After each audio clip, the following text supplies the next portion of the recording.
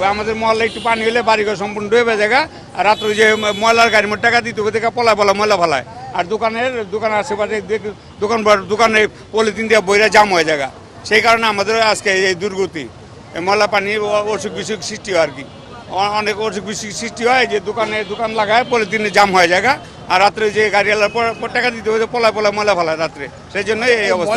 আসলে কারা ফেলে? আমি আর আপনি তো ভালো, জনগণ অনেক চোখ দা তো কে দেখবো, ডিউটি এই চাকরিটা কে করবো, সবাই তো পেটে ধান্দা আছে এই আর কি। কইবার লাগবো গ্যাঞ্জাম বিরাট বড়, বুঝতে পারছেন না? এই বিচার ঠিক নেই এই দেশে, এই আর কি কথা। কারে বলুন, আমরা সবাই চাই শান্তি চাই, ভালো চাই। এই পানির কারণে তো আমাদের অনেক সমস্যা হয়। আমরা দোকানে কাজ করি, যাওয়া আসার সময় মনে করেন যে কাপড় চোপড় নষ্ট হয়ে যায়, আবার আমাদের কাস্টমার আসতে পারে না, ডেলিভারি ঠিকমতো দিতে পারি না আমরা।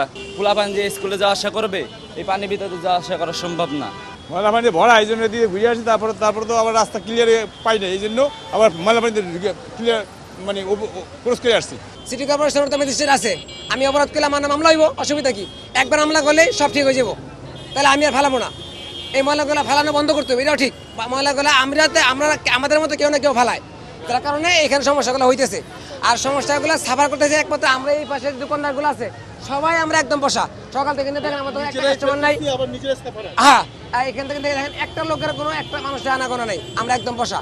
এই জায়গা দিয়ে ঢুকেন আপনি 10টা চাপ পরিষ্কার করেন, দেখবেন পানি নেমে যাবো, পানি নেমে গেলে আমরা ক্লিয়ার হবো।